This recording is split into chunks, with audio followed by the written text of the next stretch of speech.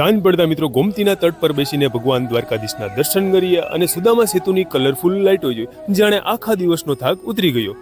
પછી મિત્રો આપણે પહોંચી ગયા સુદામા સેતુ પર, જ્યાંથી ચારે બાજુ કલરફુલ બ્રિજ અને દ્વારકા નગરીની સુંદરતા જોઈ। પછી હું પહોંચ્યો બજારમાં, જ્યાં તમને શંખ, છીપ, કોડીથી લઈને દરેક પ્રકારની વસ્તુની ખરીદી કરી છે। હવે મિત્રો આપણે ભગવાન શ્રી કૃષ્ણ અને દ્વારકા શહેરની વાત કરીએ તો મથુરામાં કંસના ત્રાસથી યાદવકુળ ગુજરાતના તટ પર આવ્યું અને દ્વારકા નગરી વસાવવામાં। સ્કંદ પુરાણ મુજબ દ્વારકા એક ભવ્ય શહેર હતું, જેમાં સોનાની દિવાલો, મોટા ભવનો અને બંદરગાહ ધરાવતું હતું। તેને સોનાનું શહેર કહેવામાં આવતું। ભગવાન કૃષ્ણના નિધન પછી દ્વારકા સમુદ્રમાં ડૂબી ગઈ, જે મત્સ્ય પુરાણમાંથી જાણવામાં આવ્યું। 1980 થી રાષ્ટ્રીય સમુદ્ર સંસ્થા NIO દ્વારા દ્વારકાના તટ પર ઉત્ખનન કરવામાં આવ્યું, જ્યાં પ્રાચીન દ્વારકા શહેરના અવશેષો મળ્યા, જેમાં પથ્થરની રચનાની મૂર્તિ, બંદરના ખંડેર, હોડીઓના ટુકડા, જે કાર્બન ડેટિંગ મુજબ ઈસવીસન પૂર્વે 1500 થી 1400 વર્ષ પહેલાના હોઈ શકે। આજે અસ્તિત્વમાં છે મુખ્ય દ્વારકાધીશ મંદિર 2500 વર્ષ જૂનું છે, જે આદિ શંકરાચાર્યએ નવનિર્માણ કર્યું હતું। તો મિત્રો હું પહોંચી ગયો દ્વારકાધીશ મંદિર અને ખૂબ વિશાળ, ભવ્ય અને લાઇટોથી સુશોભિત શ્રી કૃષ્ણનું મંદિર જોયું, દર્શન કર્યા।